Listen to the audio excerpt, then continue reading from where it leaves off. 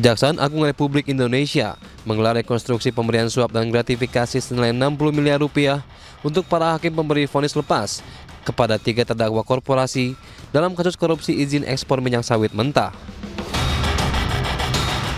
Reka adegan ini melibatkan 8 tersangka, terdiri dari 4 tersangka hakim penerima suap dan 4 tersangka pemberi suap. Kedelapan tersangka melakukan rekonstruksi sebanyak 27 adegan, mulai dari pertemuan hingga pembagian uang suap di antara para hakim. Dalam reka adegan, terungkap bahwa pertemuan antara para tersangka dilakukan sebanyak 3 kali di rumah makan yang berbeda sebelum akhirnya tersangka Hakim Muhammad Arif Nurianta menerima uang suap senilai 60 miliar rupiah dalam bentuk dolar Amerika Serikat. Reka adegan ini dilakukan untuk membuat lebih terang konstruksi kasus suap dan gratifikasi para hakim dalam memvonis lepas 3 terdakwa korporasi. Tim Liputan iNews melaporkan.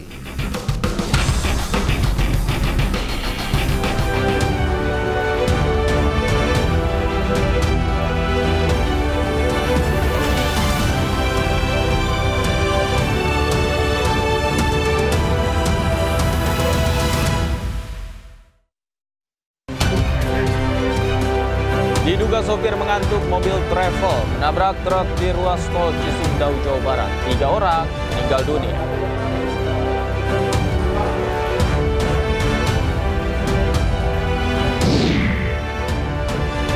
Kejaksaan Agung menggelar rekonstruksi kasus suap 60 miliar rupiah pada para hakim dalam vonis lepas kasus korupsi minyak sawit mentah.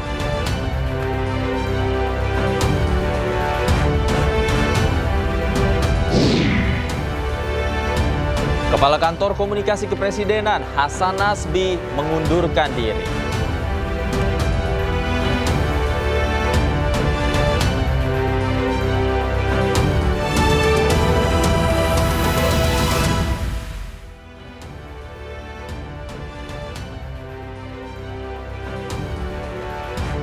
Halo, selamat sore pemirsa, demikian tadi berita pilihan iNews Sore. Bersama saya Davi Pratama. Pemirsa, kita awali iNews Sore hari ini dengan informasi polisi menggelar olah tempat kejadian perkara kecelakaan maut yang menewaskan 3 penumpang mobil travel di ruas tol Cisumdawu kilometer 189 menuju Cirebon, Jawa Barat. Kuat dugaan bahwa sopir mobil travel mengantuk saat hendak menyalip kendaraan di depannya.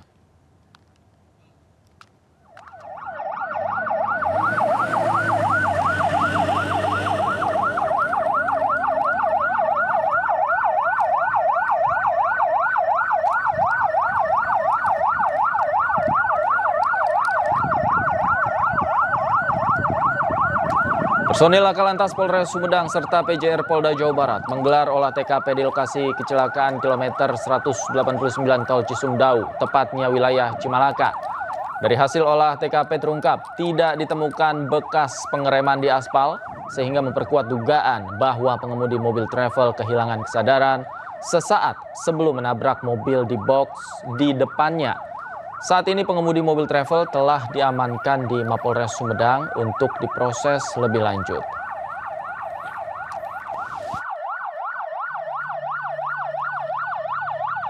Kalau di TKP kita sudah semua diolah TKP, ya semua sudah masih dalam penyelidikan untuk memastikannya dia pengemudi itu kelalaian atau konsentrasinya dalam mengendalikan kendaraan. Kita belum bisa menyimpulkan akibat faktornya apa, belum bisa. Pemirsa, 3 orang meninggal dunia dan 4 orang luka-luka akibat kecelakaan di ruas tol Cisumdawu kilometer 189 arah Bandung menuju Cirebon, Jawa Barat. Baik korban meninggal maupun korban luka saat ini sudah berada di Rumah Sakit Umum Daerah Umar Wirahadikusuma, Kota Sumedang. 4 korban luka saat ini masih mendapatkan perawatan intensif di Rumah Sakit Umum Daerah Umar Wirahadikusuma, Sumedang. 1 dari 4 korban luka mengalami luka berat dan 3 korban lainnya mengalami luka ringan. 3 korban meninggal, jenazahnya kini masih diidentifikasi karena tidak ditemukan tanda pengenal. Ketiganya meninggal di lokasi kejadian. Baik korban meninggal maupun korban luka, seluruhnya merupakan penumpang mobil travel. Pihak Jasara Harja menyebut seluruh korban kecelakaan akan mendapatkan santunan.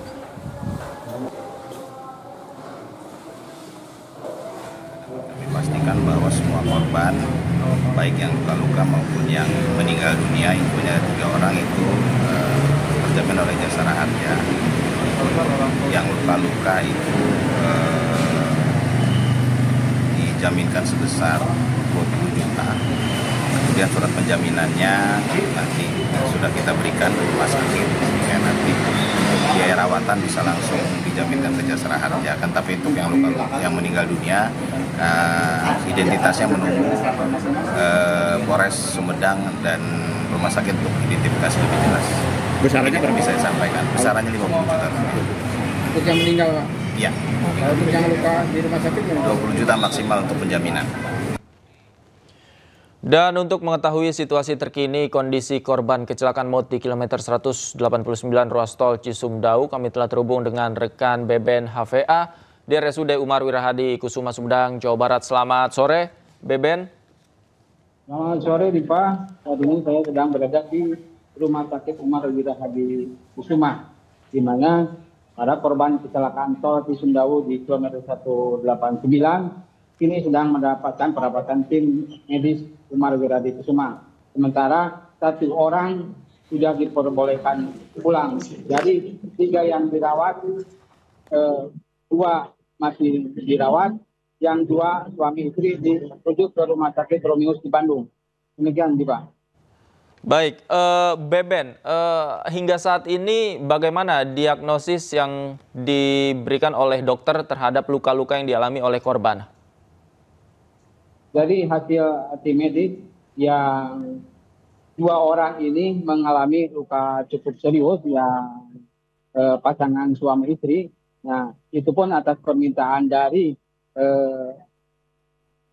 keluarga korban kecelakaan selamat itu dirujuk ke Rumah Sakit Bromimus. Sementara yang 2 orang mengalami luka patah di bagian tangan kiri masih dirawat di Rumah Sakit Umar Wirahadi Kusuma. Sementara dapat informasi terkini yang tadinya dari 3 korban meninggal dunia belum teridentifikasi, telah dilakukan identifikasi oleh tim Inafis Polres Sumedang. Korban bernama Cesar Aritonang, usia 32 tahun, warga Bandung. Sementara korban kedua Dimas Arya Sena, 24 tahun, warga Kabupaten Kosambi, Cirebon.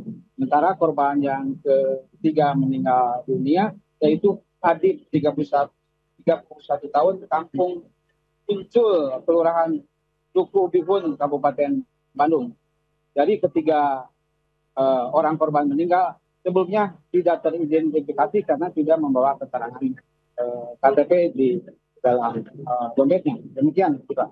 Baik, Beben, apakah saat ini sudah ada mungkin perwakilan pihak keluarga yang datang ke rumah sakit untuk melihat bagaimana jenazah?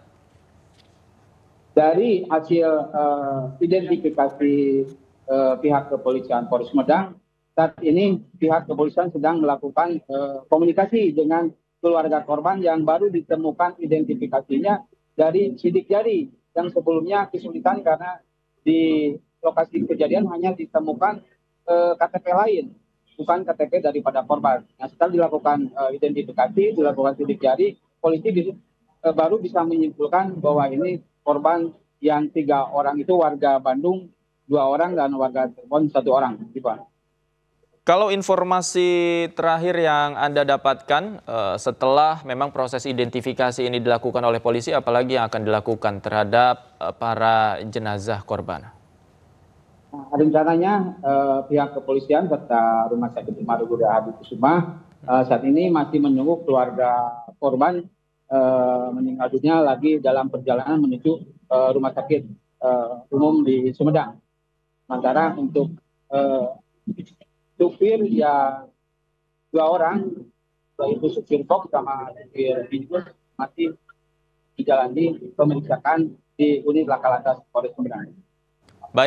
Baik, terima kasih. Beben HVA melaporkan langsung dari RSUD Umar Wirahadi Kusuma, Sumedang. Terima kasih atas laporan Anda, Beben. Selamat bertugas kembali. Dan pemirsa, kecelakaan maut terjadi di Tol Cisumdawu, Sumedang, Jawa Barat melibatkan 1 mobil truk dan travel. Dan kita kembali akan membahasnya bersama dengan Kasih Humas Polres Sumedang AKP Awang Munggardijaya. Selamat sore Pak Awang. Selamat sore Bapak. Baik Pak Awang, dari mungkin tadi olah TKP sudah dilakukan. Fakta-fakta apa saja Pak yang ditemukan dari olah TKP yang tadi dilakukan? Ya, fakta yang ditemukan tadi di TKP bahwasannya tadi tidak di dalam lokasi tidak terlihat pengereman. Jadi kecelakaan tersebut akibat daripada kelalaian supir travel, di mana kecepatannya lebih tinggi dibanding dengan pengemudi truk tronton.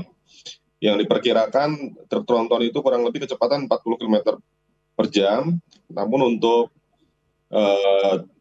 travel itu 100, di atas 100 ya. Dan itu tidak ada pengereman sehingga kendaraan travel itu terbawa, nyangkut di belakang sebelah kanan truk tronton dan hampir terseret kurang lebih 200 meter. Baru berhenti truk tronton di bahu jalan. Periksa Pak? Ya. Baik, jadi kalau dari fisik kendaraan mobil travel itu sudah diperiksa Pak, bagaimana faktanya Pak? Untuk cek fisik daripada kendaraan travel itu bagian sebelah kiri depan itu tumburan dengan bagian belakang sebelah kanan truk. Jadi hampir 3/4 itu dari kondisi travel itu rusak, terbuka. Dan bahkan satu orang korban itu terlempar ke jalan. Itu. Baik, kalau dari tadi indikasi yang Anda sebutkan Pak, artinya tidak ada pengereman di sana. Ini faktor apa yang menjadi dugaan awal kecelakaan ini terjadi Pak? Hasil pemeriksaan dari penyidik unit Gakum Polres Sumedang bahwasannya sopir tadi sudah memberikan keterangan dia mengantuk. Jadi dalam kondisi kendaraan cepat di atas 100 berada satu jalur dengan truk tronton di jalur lambat. Namun pada saat kendaraan travel itu akan menyerep ke arah kanan, itu tidak memperkirakan kecepatan atau jarak ya, tidak memperkirakan jarak antara truk tronton dengan travel itu, gitu. Sehingga supir dari travel itu lalai ataupun terjadilah kecelakaan itu dengan kecepatan travel itu tinggi ya. Jadi tidak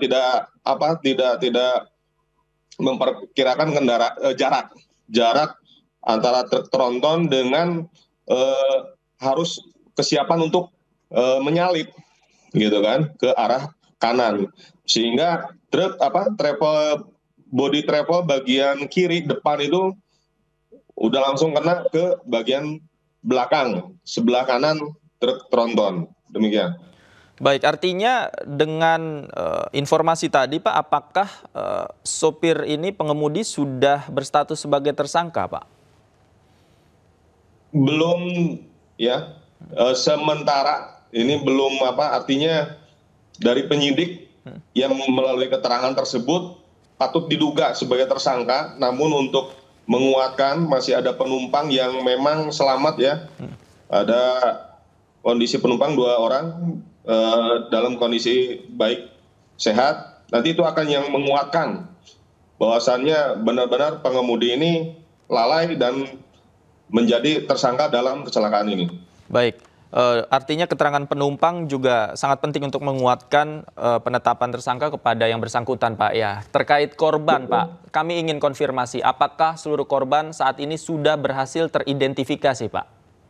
Sudah, tadi disampaikan oleh saudara Beben, betul itu nama dan tempat tinggalnya, betul sekali, karena memang tadi membutuhkan waktu, beberapa penumpang tidak membawa KTP, sehingga dari unit Inafis Polres Sumedang juga melihat track record dari tiket dan lain sebagainya, HP ya. Alhamdulillah, ini sebanyak 3 penumpang yang meninggal dunia sudah teridentifikasi. Kemudian yang luka berat juga sudah 1 orang dan 3 orang luka ringan juga sudah teridentifikasi. Baik, terakhir Pak, kapan ini jenazah korban meninggal akan diserahkan kepada pihak keluarga Pak? Untuk kegiatan tersebut kami belum dapat terkonfirmasi. Posisinya di Rumah Sakit Umum Daerah Sumedang ya, Umar Wirahadi Kusuma. Mungkin dari saudara BPN nanti bisa menyampaikan kembali update. Namun demikian kami dari Polres Sumedang tetap mengawal terus untuk korban, termasuk kaitannya jemput dari keluarga. Baik, kita pantau terus perkembangannya seperti apa. Terima kasih AKP Awang sudah bergabung bersama kami di iNews Sore. Selamat sore, sehat selalu Pak. Selamat sore, sehat selalu. Pemirsa, kecelakaan maut melibatkan sebuah mobil travel yang menabrak bagian belakang truk terjadi di kilometer 189, tepatnya di ruas tol Jalan Tol Cilenyi Sumedang Dauan atau Cisumdawu, Jawa Barat. Akibatnya 3 orang meninggal dunia di lokasi kejadian, sementara 4 lainnya mengalami luka.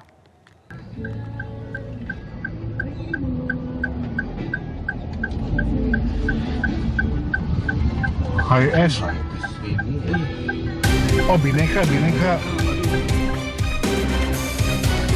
Dari rekaman video amatir warga, puing-puing dari kendaraan yang terlibat kecelakaan berserakan di Tol Cisumdawu, Kabupaten Sumedang, Jawa Barat, Selasa siang. Kecelakaan maut ini melibatkan sebuah kendaraan travel bernomor polisi D7838AV yang menabrak belakang mobil box bernomor polisi B9652TEZ yang sama-sama melaju dari arah Bandung menuju Cirebon. Kapolres Sumedang AKBP Joko Dwi Harsono menyebutkan mobil travel yang terlibat kecelakaan mengangkut 7 orang penumpang. 3 orang korban meninggal dunia dan telah dibawa ke RSUD Umar Wirahadi Kusuma beserta korban luka-luka. Dugaan sementara kecelakaan terjadi akibat sopir mobil travel mengantuk saat hendak mendahului mobil box. Dugaan sementara, tidak ada upaya pengereman berjalan, kemungkinan pengemudinya mengantuk. Itu nabrak truk yang lagi maju atau lagi jalan? Dua-duanya sama berjalan. Kemudian kemungkinan truk travel ini dia ingin menyalip dengan kecepatan tinggi, namun kesadarannya kurang sehingga menabrak. Karena memang impact-nya cukup dalam ya, jadi memang kencang, tidak ada upaya sedikit pun pengereman. Usai dilakukan olah tempat kejadian perkara dan meminta keterangan dari sejumlah saksi, termasuk sopir mobil box, bangkai kendaraan dievakuasi ke kantor PJR di Gerbang Tol Sumedang Kota. Dari Sumedang, Jawa Barat, Beben HVA iNews melaporkan. Kejaksaan Agung menggelar rekonstruksi pemberian suap senilai 60 miliar rupiah terhadap para hakim dalam vonis lepas kasus korupsi minyak sawit mentah. Kami segera kembali, tetaplah di iNews Sore.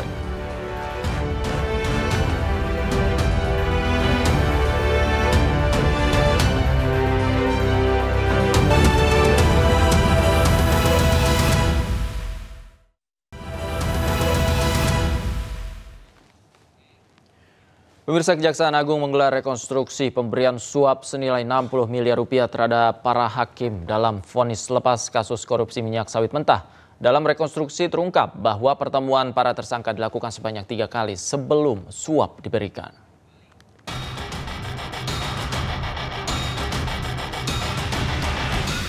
Kejaksaan Agung Republik Indonesia menggelar rekonstruksi pemberian suap dan gratifikasi senilai 60 miliar rupiah untuk para hakim pemberi vonis lepas kepada 3 terdakwa korporasi dalam kasus korupsi izin ekspor minyak sawit mentah. Reka adegan ini melibatkan 8 tersangka, terdiri dari 4 tersangka hakim penerima suap dan 4 tersangka pemberi suap. Ke-8 tersangka melakukan rekonstruksi sebanyak 27 adegan, mulai dari pertemuan hingga pembagian uang suap di antara para hakim. Dalam reka adegan, terungkap bahwa pertemuan antara para tersangka dilakukan sebanyak 3 kali di rumah makan yang berbeda sebelum akhirnya tersangka Hakim Muhammad Arif Nurianta menerima uang suap senilai 60 miliar rupiah dalam bentuk dolar Amerika Serikat. Reka adegan ini dilakukan untuk membuat lebih terang konstruksi kasus suap dan gratifikasi para hakim dalam memvonis lepas 3 terdakwa korporasi. Tim Liputan iNews melaporkan. Sementara itu, Kejaksaan Agung menyebut rekonstruksi kasus dugaan suap penanganan perkara dan perintangan penyidikan yang melibatkan 3 hakim dilakukan untuk memberikan gambaran yang lebih jelas tentang peristiwa yang terjadi dan untuk memperoleh kesesuaian keterangan para tersangka yang tertuang dalam berita acara pemeriksaan. Ya, sebenarnya lebih kepada keterangan yang disampaikan oleh para yang bersangkutan, ya, baik sebagai saksi maupun tersangka. Misalnya bagaimana perencanaannya, ya, baru hal-hal apa yang dibicarakan ketika bertemu, ya kan nggak ujuk-ujuk misalnya. Lalu permintaannya pada saat kapan, bagaimana sikap majelis terkait soal itu, baru bagaimana pihak yang menyanggupi misalnya terkait permintaan itu. Jadi seputaran itu semua direka ulang sehingga memastikan bahwa ini posisi yang memang betul sesuai dengan berita acara yang sudah disampaikan. Untuk menguatkan konstruksi perkaranya, Pak? Ya, tentu itu. Nah, bahwa terhadap perkara ini dilakukan karena ini kan perkara suap dan atau gratifikasi. Ya, jadi supaya masing-masing saksi itu juga tersangka, kan. Sebelumnya, Kejaksaan Agung menyita barang bukti berupa 2 kapal pesiar dari pengacara Arianto, salah satu tersangka kasus suap vonis putusan lepas korupsi minyak mentah yang melibatkan 3 hakim di Pengadilan Tipikor.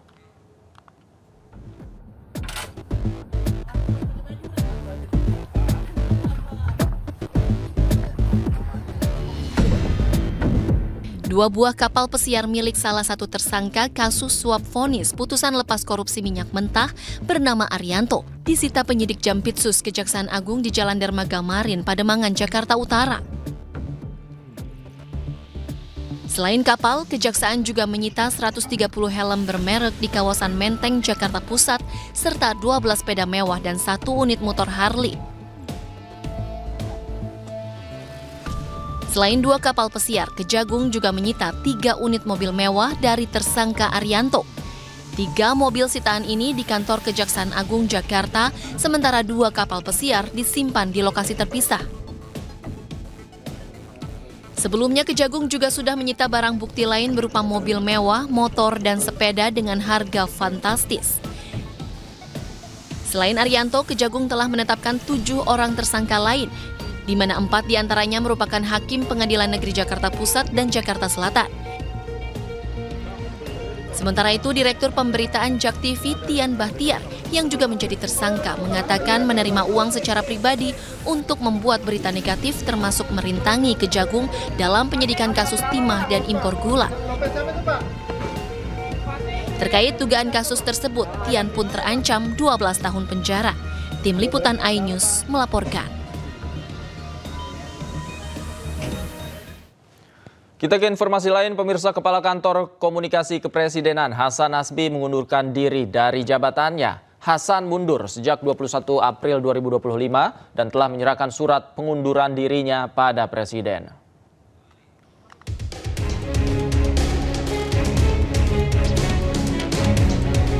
Pendiri lembaga politik Cyrus Network, Hasan Nasbi, mundur dari jabatannya sebagai Kepala Kantor Komunikasi Kepresidenan. Ia menanggalkan jabatan itu sejak tanggal 21 April 2025 lalu. Hasan meminta masyarakat dan semua pihak tidak terlalu ambil pusing dan heboh atas pengunduran dirinya. Terkait pengunduran dirinya, Hasan Nasbi mengklaim telah menyerahkan surat pengunduran diri kepada Presiden Prabowo Subianto melalui Menteri Sekretaris Negara Prasetyo Hadi dan Sekretaris Kabinet Teddy Indrawijaya. Kabar mundurnya Hasan dari jabatannya dikonfirmasi melalui unggahan akun Instagram Total Politik Selasa pagi. Sudah pernah saya sampaikan kepada khalayak dalam beberapa tayangan podcast bahwa kalau ada sesuatu yang sudah tidak bisa lagi saya atasi, atau kalau ada persoalan yang sudah di luar kemampuan saya, maka tidak perlu ribut-ribut, tidak perlu heboh-heboh. Kita pun harus tahu diri dan kemudian mengambil keputusan untuk menepi.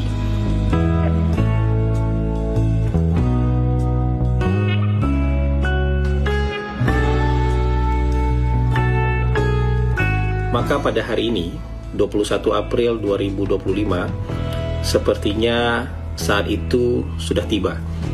Surat pengunduran diri saya tanda tangani dan saya kirimkan kepada Presiden melalui 2 orang sahabat baik saya, Menteri Sekretaris Negara dan Sekretaris Kabinet.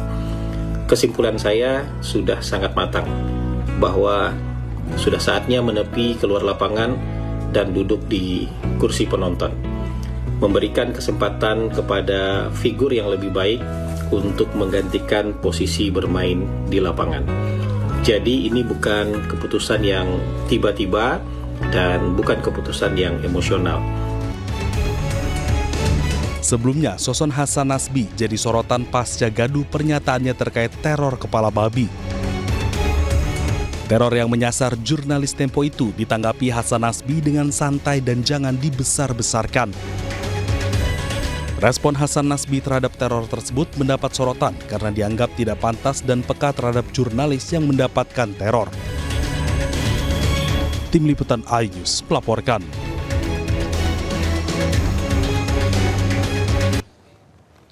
Sebelumnya Hasan Nasbi jadi sorotan pasca pernyataan kontroversialnya terkait teror kepala babi. Respon Hasan dianggap tidak berpihak pada jurnalis yang menjadi korban teror tersebut.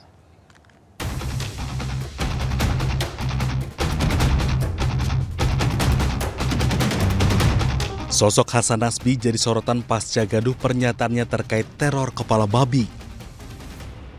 Teror yang menyasar jurnalis Tempo itu ditanggapi Hasan Nasbi dengan santai dan jangan dibesar-besarkan. Bahkan ia sempat mengatakan bahwa teror kepala babi yang diterima Tempo agar dimasak saja. Pengiriman kepala babi. Terus apa yang terjadi pas dikirim itu, apa yang terjadi? Ini semacam ancaman kepada para pers. Udah dimasak aja. Kalau kepala babi mah dimasak aja. Anggapan jadi ancaman pembunuhan gitu Pak? Gimana Pak responnya Pak? Enggak lah, saya lihat dari media sosialnya Francisca yang wartawan Tempo itu, dia justru minta dikirimin daging babi. Itu kan semacam jokes saja. Iya, sama artinya dia nggak terancam kan? Buktinya dia bisa bercanda, kirimin daging babi dong katanya. Tapi artinya sudah diadukan ke Dewan Pers. Iya kan, ini kan nggak tahu, ini kan problem mereka dengan entah siapa yang ngirim. Buat saya nggak bisa kita tanggapi apa-apa ini. Problem mereka entah dengan siapa yang ngirim, apakah itu benaran seperti itu atau cuman jokes, karena saya lihat juga mereka menanggapinya dengan jokes. Respon Hasan Nasbi terhadap teror tersebut mendapat sorotan karena dianggap tidak pantas dan peka terhadap jurnalis yang mendapatkan teror. Bahkan Presiden Prabowo juga telah memberikan teguran pada Hasan terkait respon terhadap kasus teror kepala babi. Dari Jakarta, Tim Liputan iNews melaporkan. Polisi berhasil menangkap pelaku pembakar balita berusia 4 tahun di Kosambi, Tangerang, Banten. Selengkapnya kami hadirkan usai jeda. Tetaplah di iNews Sore.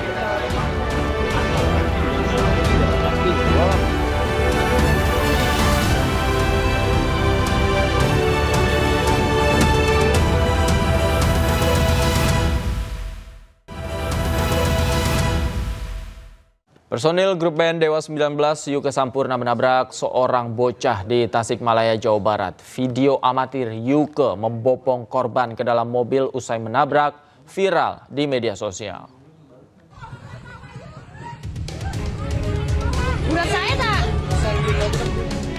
Pemain bass grup band Dewa 19 Yuke Sampurna menabrak anak kecil di Jalan Raya Nasional Tasikmalaya, Pangandaran, Jawa Barat. Dalam rekaman video amatir, usai menabrak, Yuke langsung membopong korban ke dalam mobilnya untuk dibawa ke puskesmas. Peristiwa yang terjadi pada 21 April lalu, saat ini videonya viral di media sosial. Sementara itu, polisi menyebut kini korban sudah dibawa pulang ke rumahnya usai mendapat pengobatan.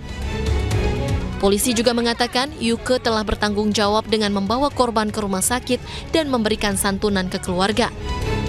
Kedua pihak juga telah memilih menyelesaikan secara kekeluargaan. Benar kita temukan ke rumah korban bahwa telah terjadi kecelakaan yang terjadi pada hari Minggu tanggal 21 April 2025 sekitar 17.00. Hasil pengecekan ke rumah korban, terutama ini kakeknya yang bernama Saudara Wawan, bahwa kecelakaan tersebut telah diselesaikan secara kekeluargaan karena pihak yang menabrak sudah bertanggung jawab untuk mengobati hingga korban tersebut sembuh. Adapun kronologi kecelakaan bermula saat mobil yang dikemudikan Yuke melaju kencang di Jalan Raya Cikalong, Tasikmalaya. Ketika melintasi tikungan, tiba-tiba korban menyeberang jalan dan tertabrak. 3 terdakwa kasus kepemilikan ladang ganja di Taman Nasional Bromo Tengger Semeru divonis 20 tahun penjara dan denda 1 miliar rupiah. Ketiganya dinyatakan terbukti bersalah menanam memelihara narkotika golongan 1 dalam bentuk tanaman ganja seberat 1 kilogram.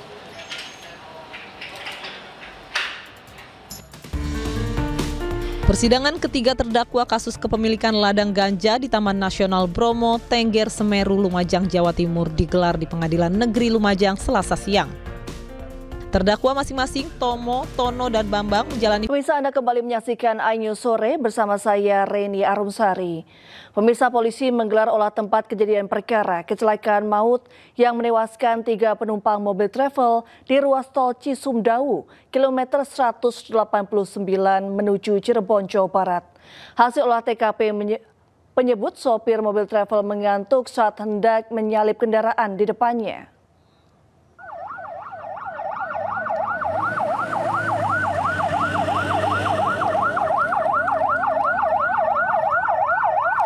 Ya, personel Laka Lantas Polres Sumedang serta PJR Polda Jabar menggelar olah TKP di lokasi kecelakaan kilometer 189 Tol Cisumdawu, tepatnya wilayah Cimalaka. Dari hasil olah TKP terungkap tidak ditemukan bekas pengereman di aspal, sehingga memperkuat dugaan bahwa pengemudi mobil travel kehilangan kesadaran sesaat sebelum menabrak mobil box di depannya. Saat ini pengemudi mobil travel telah diamankan di Mapolres Sumedang untuk diproses lebih lanjut. TKP kita sudah semua di olah TKP, ya semua masih dalam penyelidikan untuk memastikannya dia pengemudi itu kelalaian atau konsentrasinya dalam mengendalikan kendaraan. Kita belum bisa menyimpulkan akibat. Pemirsa, 3 orang meninggal dunia dan 4 orang lainnya luka-luka akibat kecelakaan di ruas tol Cisumdawu kilometer 189 arah Bandung menuju Cirebon, Jawa Barat. Baik korban meninggal maupun korban luka saat ini sudah berada di Rumah Sakit Umum Daerah Umar Wirahadi Kusuma, Sumedang. 4 korban luka saat ini masih mendapatkan perawatan intensif di Rumah Sakit Umum Daerah Umar Wirahadi Kusuma, Sumedang. 1 dari 4 korban luka mengalami luka berat dan 3 korban lainnya mengalami luka ringan. 3 korban meninggal, jenazahnya kini masih diidentifikasi karena tidak ditemukan tanda pengenal. Ketiganya meninggal di lokasi kejadian. Baik korban meninggal maupun korban luka, seluruhnya merupakan penumpang mobil travel. Pihak Jasara Harja menyebut seluruh korban kecelakaan akan mendapat santunan.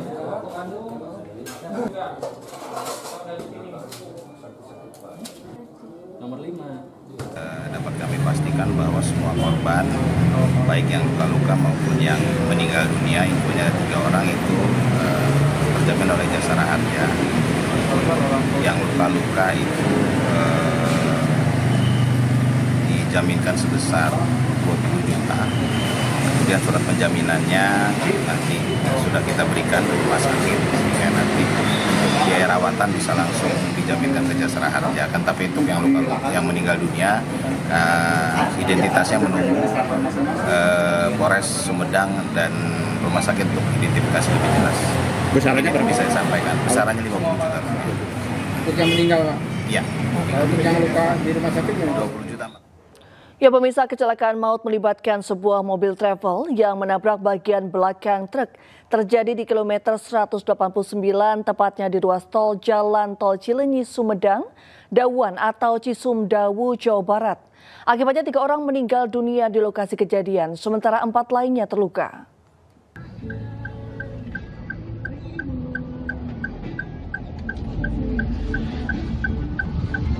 HS. Oh, Bineka. Dari rekaman video amatir warga, puing-puing dari kendaraan yang terlibat kecelakaan berserakan di Tol Cisumdawu, Kabupaten Sumedang, Jawa Barat, Selasa siang. Kecelakaan maut ini melibatkan sebuah kendaraan travel bernomor polisi D7838AV yang menabrak belakang mobil box bernomor polisi B9652TEZ yang sama-sama melaju dari arah Bandung menuju Cirebon. Kapolres Sumedang AKBP Joko Dwi Harsono menyebutkan mobil travel yang terlibat kecelakaan mengangkut 7 orang penumpang. 3 orang korban meninggal dunia dan telah dibawa ke RSUD Umar Wirahadikusumah beserta korban luka-luka. Dugaan sementara kecelakaan terjadi akibat sopir mobil travel mengantuk saat hendak mendahului mobil box. Dugaan sementara, tidak ada upaya pengereman di jalan, kemungkinan pengemudinya mengantuk. Itu nabrak truk yang lagi maju atau lagi jalan? Dua-duanya sama berjalan. Kemudian kemungkinan truk travel ini dia ingin menyalip dengan kecepatan tinggi, namun kesadarannya kurang sehingga menabrak. Karena memang impact-nya cukup dalam ya, jadi memang kencang, tidak ada upaya sedikit pun pengereman. Usai dilakukan olah tempat kejadian perkara dan meminta keterangan dari sejumlah saksi, termasuk sopir mobil box, bangkai kendaraan dievakuasi ke kantor PJR di Gerbang Tol Sumedang Kota. Dari Sumedang, Jawa Barat, Beben HVA iNews melaporkan. Ya, kita ke informasi lain, pemirsa. Penguatan keterwakilan dan peran perempuan pada legislatif Indonesia harus terus digaungkan. Melalui keterwakilan yang semakin kuat di parlemen, mereka dapat ikut menentukan arah pembangunan bangsa yang berpihak kepada perempuan di Indonesia.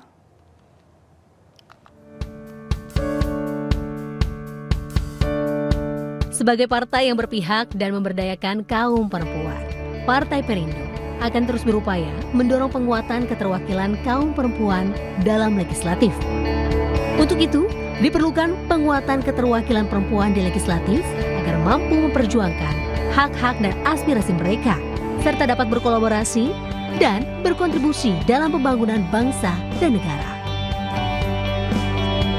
Hal ini disampaikan Ketua Bidang Kesehatan Masyarakat DPP Partai Perindo, Sri Gusni Febriasari, dalam diskusi online Ikatan Alumni Universitas Indonesia. Makanya ekosistem politik ini benar-benar perlu menghadirkan ekosistem yang sehat untuk para perempuan ataupun orang-orang baik yang mau masuk ke politik adalah agar nantinya aturan-aturan yang dibuat ini bisa mengakomodir kebutuhan-kebutuhan yang memang dirasa sama masyarakat dan kebutuhan-kebutuhan yang benar, kayak gitu, benar dan baik. Hadirnya kaum perempuan di legislatif tidak saja tentang kesetaraan dalam politik. Lebih dari itu, kaum perempuan juga harus terlibat dalam menentukan kebijakan yang mencerminkan kebutuhan seluruh masyarakat Indonesia. Di Jakarta, Naura Syafikoh, iNews melaporkan. Kementerian Agama Jawa Barat mencatat ratusan jamaah haji asal Jabar tidak dapat pergi haji dikarenakan tidak melunasi biaya haji. iNews sore kembali sesaat lagi.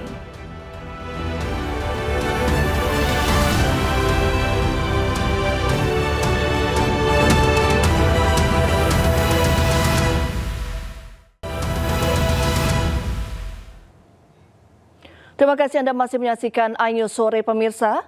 Kepala Kantor Komunikasi Kepresidenan Hasan Nasbi mengundurkan diri dari jabatannya. Hasan mundur sejak 21 April 2025 dan telah menyerahkan surat pengunduran diri pada Presiden.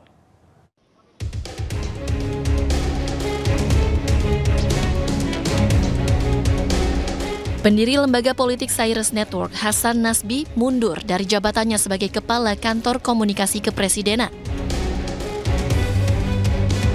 Ia menanggalkan jabatan itu sejak tanggal 21 April 2025 yang lalu. Hasan meminta masyarakat dan semua pihak tidak terlalu ambil pusing dan heboh atas pengunduran dirinya. Kabar mundurnya Hasan dari jabatannya dikonfirmasi melalui unggahan akun Instagram Total Politik Selasa siang. Sudah pernah saya sampaikan kepada khalayak dalam beberapa tayangan podcast bahwa kalau ada sesuatu yang sudah tidak bisa lagi saya atasi, atau kalau ada persoalan yang sudah di luar kemampuan saya, maka tidak perlu ribut-ribut, tidak perlu heboh-heboh, kita pun harus tahu diri dan kemudian mengambil keputusan untuk menepi.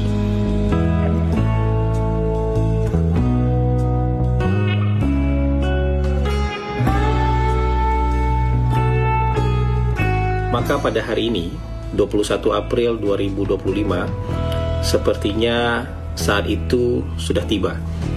Surat pengunduran diri saya tanda tangani dan saya kirimkan kepada Presiden melalui 2 orang sahabat baik saya, Menteri Sekretaris Negara dan Sekretaris Kabinet. Kesimpulan saya sudah sangat matang bahwa sudah saatnya menepi keluar lapangan dan duduk di kursi penonton, memberikan kesempatan kepada figur yang lebih baik untuk menggantikan posisi bermain di lapangan. Jadi ini bukan keputusan yang tiba-tiba dan bukan keputusan yang emosional.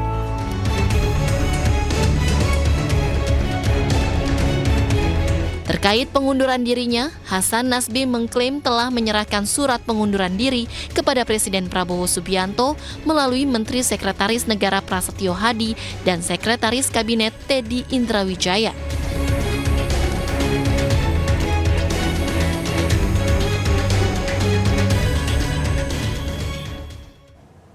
Ya, sebelumnya Hasan Nasbi menjadi sorotan pasca pernyataan kontroversialnya terkait teror kepala babi.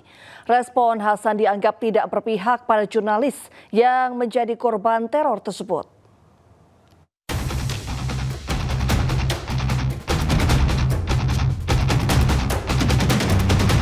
Sosok Hasan Nasbi jadi sorotan pasca gaduh pernyataannya terkait teror kepala babi.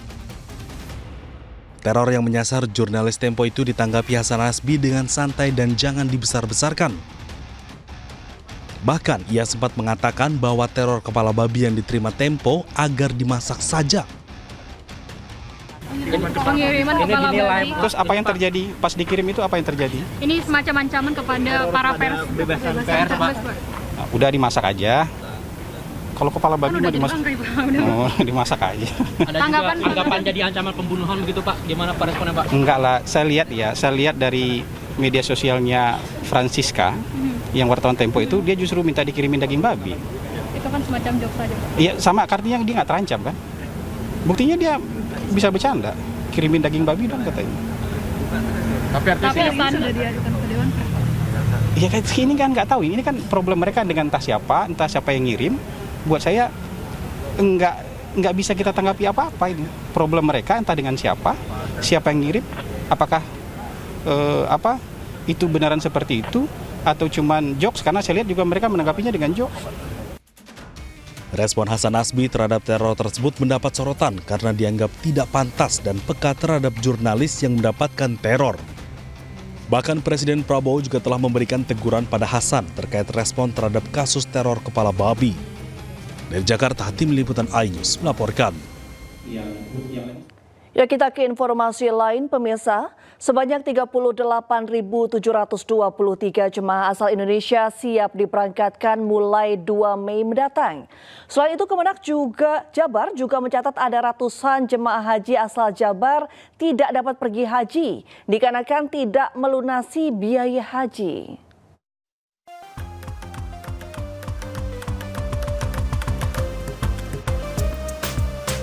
Kementerian Agama Provinsi Jawa Barat siap memberangkatkan 38.723 jemaah haji asal Jawa Barat.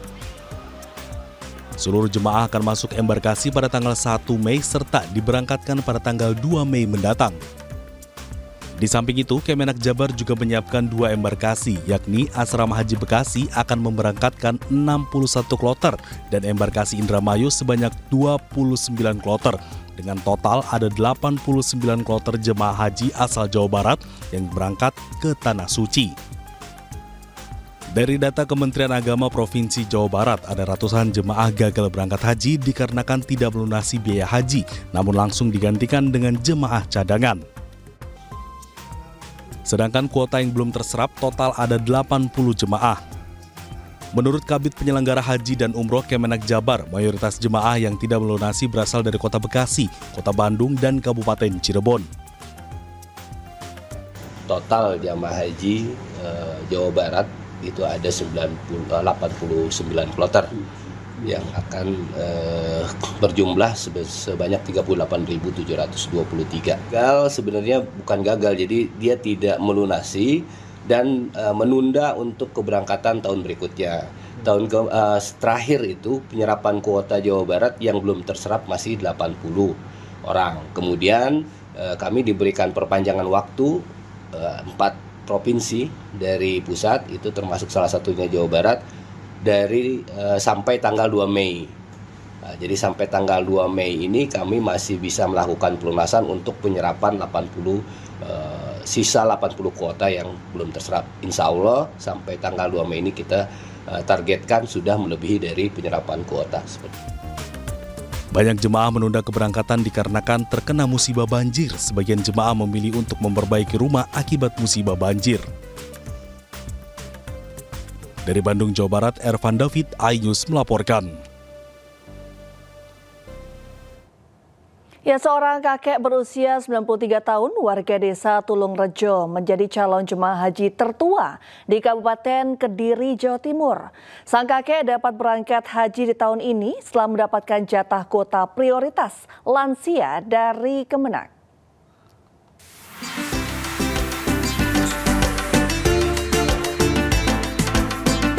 Kakek bernama Istiadi, warga desa Tukung Rejo, Kecamatan Pare, Kabupaten Kediri, Jawa Timur, menjadi calon jemaah haji tertua di Kabupaten Kediri dengan usia 93 tahun.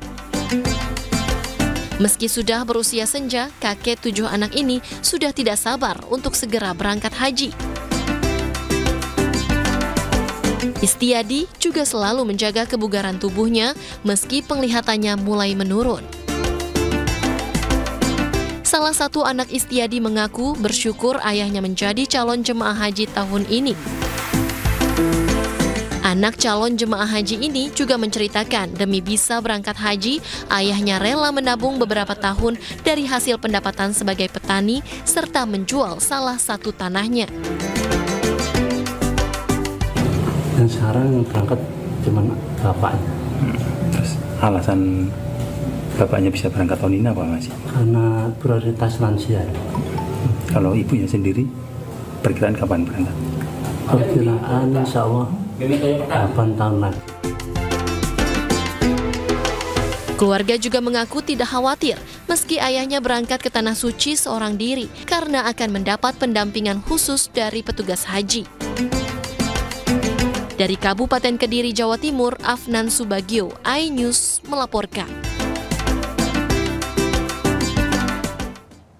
Ya, ratusan petugas penyelenggara ibadah haji atau PPIH 2025 tiba di Tanah Suci. Mereka melaksanakan ibadah umroh terlebih dahulu untuk selanjutnya disebar ke daerah kerja masing-masing.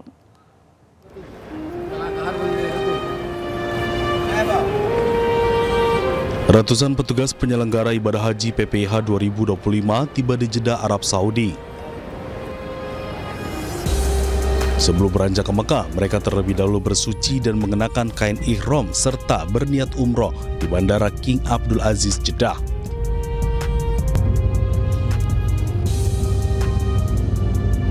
Rombongan petugas haji pun selanjutnya bergeser ke Masjidil Haram yang ada di Mekah untuk bersiap melaksanakan umroh.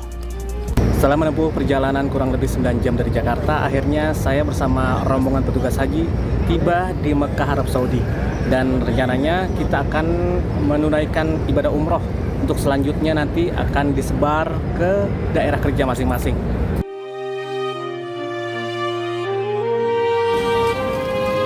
Dipimpin oleh petugas dari bimbingan ibadah, para petugas melakukan tawaf atau berkeliling Ka'bah selama 7 kali putaran.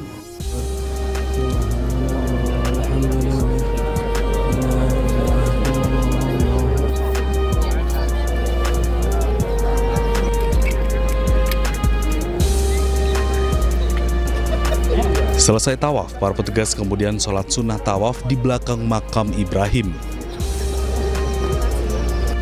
Usai sholat sunnah tawaf, kemudian dilanjutkan sya'i, yakni berjalan atau berlari kecil dari Bukit Sofa ke Marwah.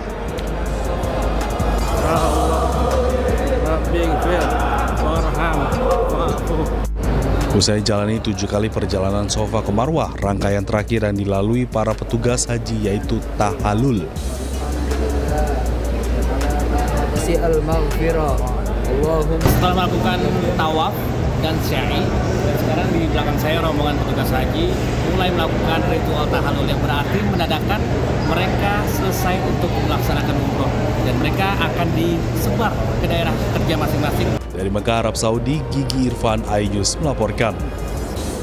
Ya, ke informasi lain pemirsa, antrian masyarakat membludak pada event pameran Istiqlal yang bertajuk Jembatan Persaudaraan Indonesia Arab. Masyarakat berbondong-bondong menghadiri pameran yang digelar oleh pemerintah Indonesia yang bekerjasama dengan Arab Saudi.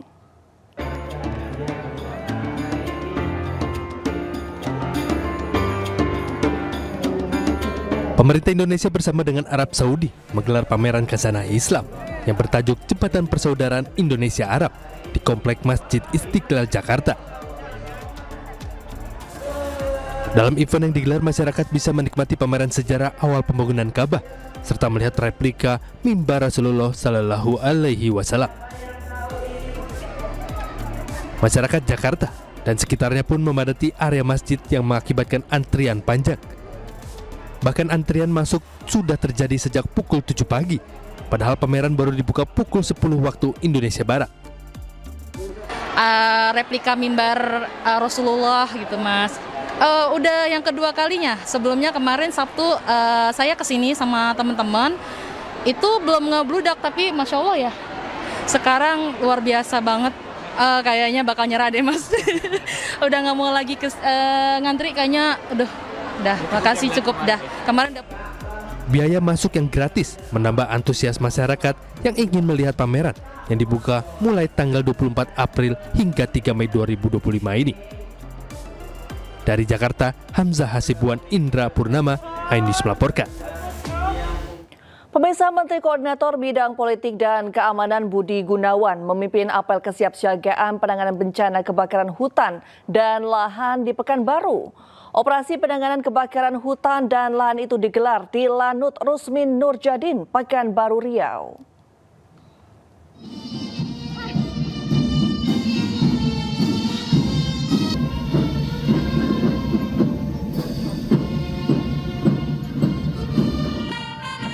Menteri Koordinator Bidang Hukum dan Keamanan Budi Gunawan memimpin apel kesiapsiagaan penanganan kebakaran hutan dan lahan atau Karhutla Nasional 2025 di Pekanbaru.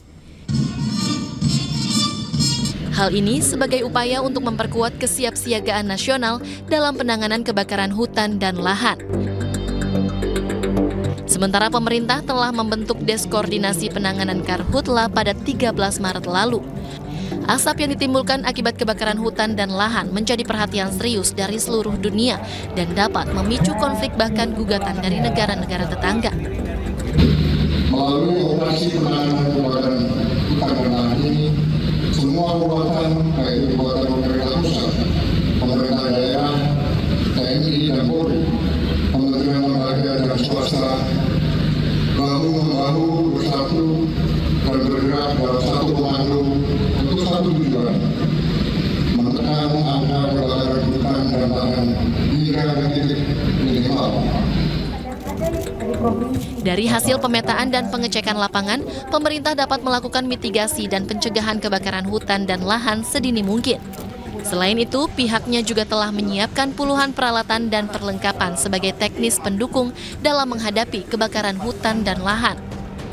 Beberapa strategi pemerintah dalam mengantisipasi kebakaran hutan dan lahan antara lain melakukan waterbombing, patroli ke berbagai titik rawan api, mengisi persediaan air serta mempertahankan tinggi muka air di lahan gambut. Tim Liputan iNews melaporkan.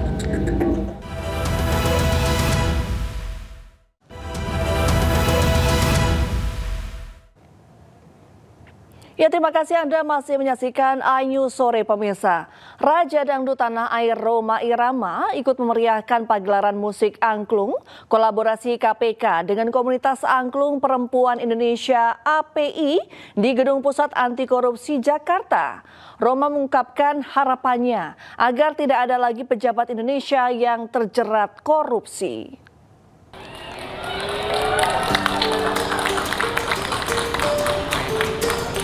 Kehadiran Rhoma Irama disambut meriah para peserta yang hadir dalam acara pagelaran musik angklung kolaborasi KPK dengan komunitas angklung perempuan Indonesia atau API di Gedung ACLC KPK Jakarta Selatan. Dengan membawa gitarnya, Rhoma Irama tampil memukau diiringi angklung dengan membawakan sejumlah lagu hitsnya. Rhoma merasa terhormat bisa tampil dalam acara ini dan berharap tidak ada lagi pihak yang terjerat korupsi.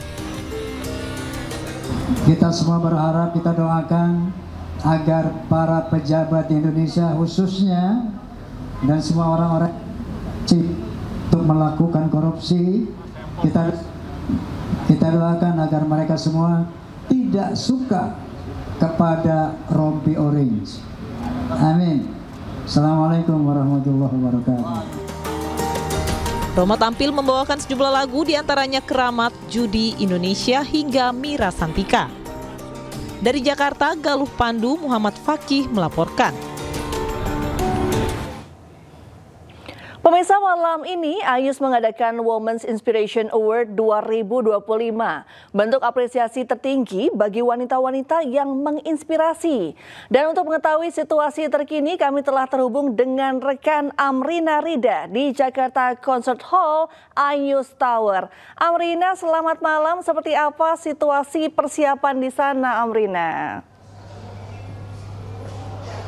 Iya, Reni dan juga pemirsa, benar sekali bahwa malam puncak salah satu ajang penghargaan tertinggi bagi wanita Indonesia yakni Women's Inspiration Awards 2025 ini akan digelar pada malam ini. Nah, untuk acara penghargaan ini akan digelar di Jakarta Concert Hall di iNews Tower, Jakarta Pusat. Dan kalau kami melihat situasi sekarang, memang untuk gate di Jakarta Concert Hall ini belum dibuka dan juga namun kami bisa melihat sejumlah pendukung dari tokoh-tokoh perempuan yang mulai hadir untuk mendukung nantinya tokoh-tokoh wanita yang akan menerima penghargaan pada kegiatan ataupun juga acara Women Inspiration Awards 2025 ini.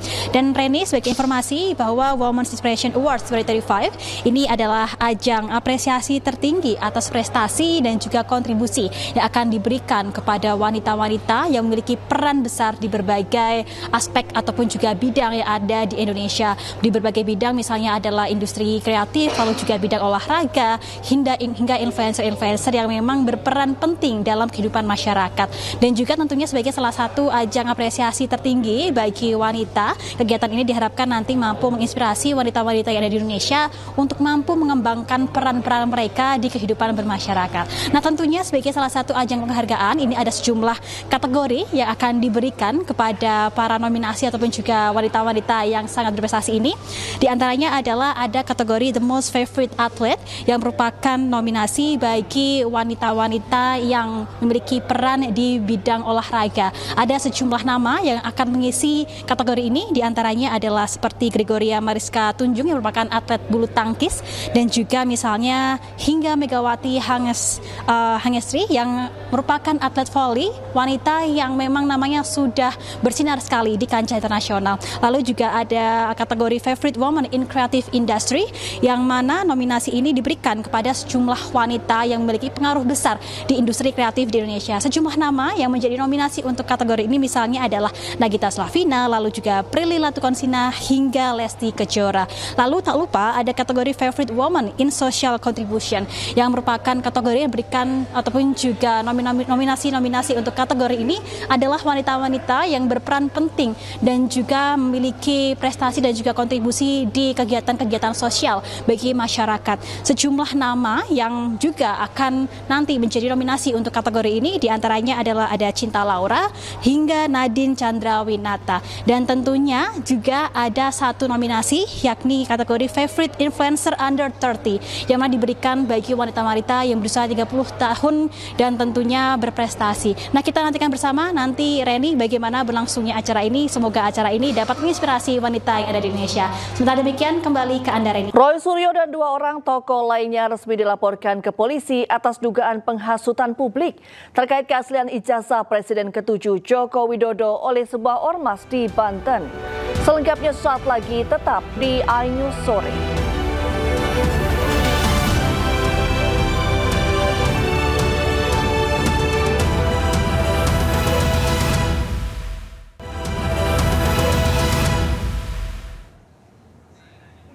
Yang masih di iNews Sore, pemirsa, mantan Menteri Pemuda dan Olahraga Roy Suryo bersama 2 tokoh lainnya resmi dilaporkan ke polisi oleh sebuah ormas di Banten. Pakar telematika tersebut dilaporkan atas dugaan penghasutan publik terkait keaslian ijazah Presiden ke-7 Republik Indonesia Joko Widodo.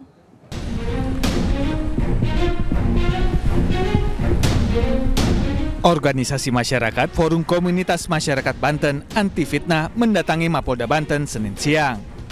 Mereka melaporkan pakar telematika Roy Suryo, ahli digital forensik Rismon Sianipar, serta Dr. Tifauzia Tiasuma atas dugaan penghasutan publik terkait keaslian ijazah Presiden ke-7 Republik Indonesia Joko Widodo.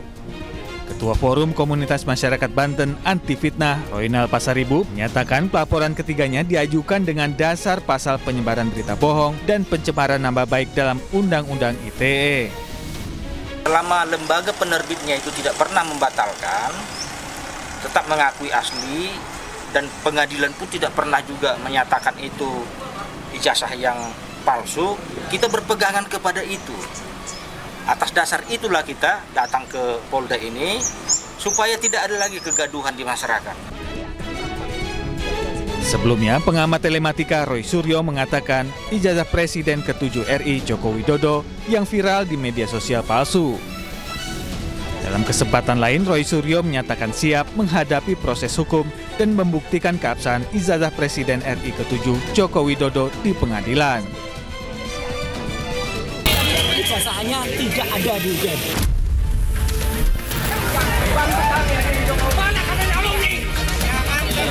Skripsinya Jokowi itu memang ada perbedaan ketikan.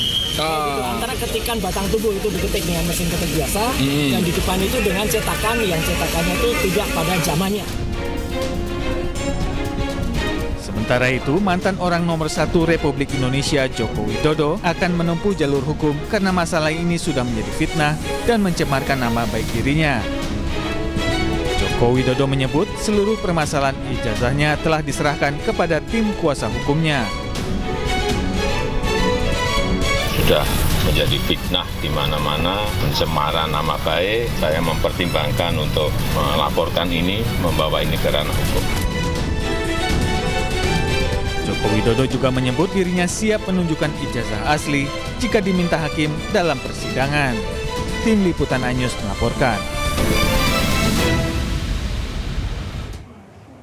Ya, sebelumnya mantan Menteri Pemuda dan Olahraga Roy Suryo dilaporkan ke Barreskrim Polri oleh Perhimpunan Advokat Peradi atas dugaan ujaran kebencian dan penghasutan soal tudingan ijazah palsu Presiden RI ke-7 Joko Widodo. Selain Roy Suryo, Dr. Tifa dan Rismon Sianipar juga ikut dilaporkan.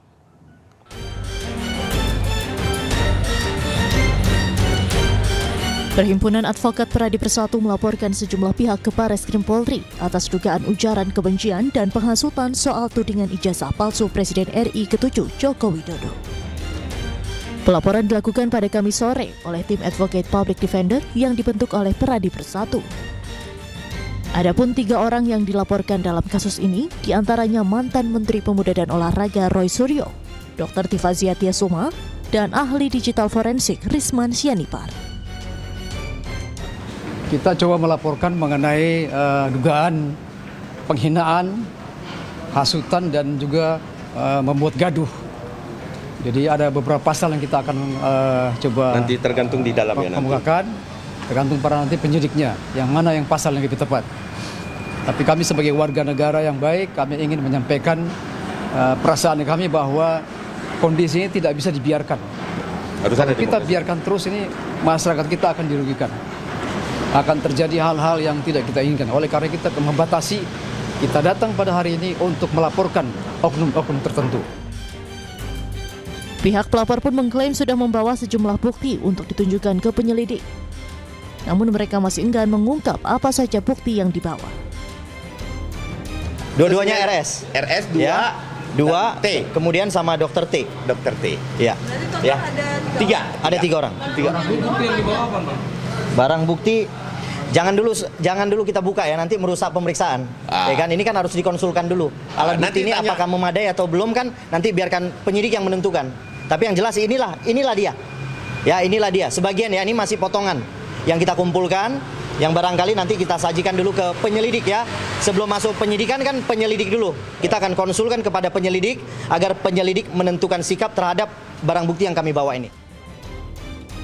Sebelumnya, Roy Suryo CS menjadi sorotan atas tudingan ijazah palsu Presiden RI ke-7 Joko Widodo.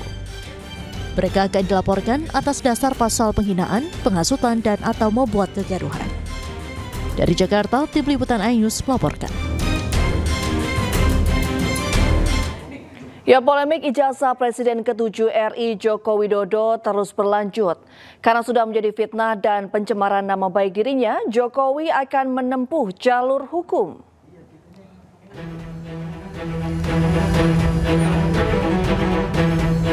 Polemik ijazah Presiden ke-7 RI Joko Widodo terus berlanjut. Mantan orang nomor 1 Republik Indonesia tersebut akan menempuh jalur hukum karena sudah menjadi fitnah dan pencemaran nama baik bagi dirinya. Joko Widodo menyebut dirinya siap menunjukkan ijazah asli jika diminta hakim pengadilan dalam persidangan. Joko Widodo menyebut seluruh permasalahan ijazahnya telah diserahkan kepada tim kuasa hukumnya dan tinggal menunggu langkah-langkah berikutnya. Nanti semuanya tolong ditanyakan kepada tim kuasa hukum saya. Ya, Mbak. Sejauh ini memang apa aja kayaknya guyon-guyon. Pak, lihat sini, Pak. Rame ya, Pak. Oke. Ya, nanti akan. Ya, Meski demikian, menurut kuasa hukum Joko Widodo, Yakub Hasibuan, Joko Widodo belum memberikan instruksi secara langsung kapan akan melayangkan tuntutan, meski nama-nama calon terlapor sudah diberikan kepada Joko Widodo.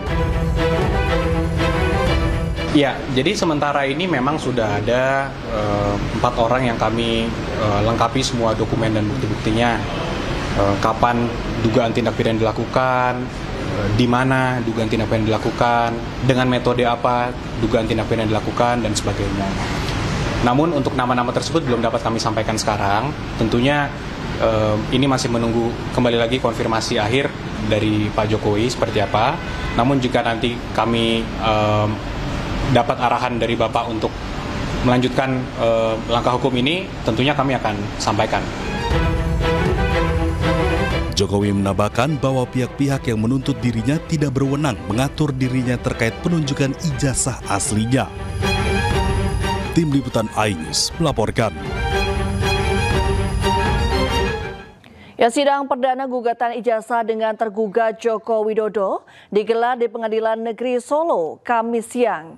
Jokowi tidak bisa hadir dalam sidang lantaran menjadi utusan khusus Presiden Prabowo untuk melakukan layatan ke Vatikan atas meninggalnya Paus Fransiskus. Ya pemirsa, usai sudah kebersamaan kita dalam iNews sore hari ini. Temukan informasi-informasi terbaru lainnya di www.inews.id.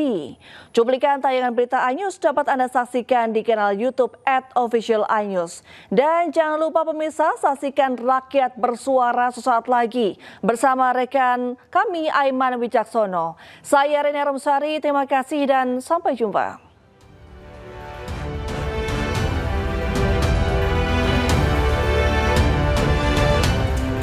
Dua.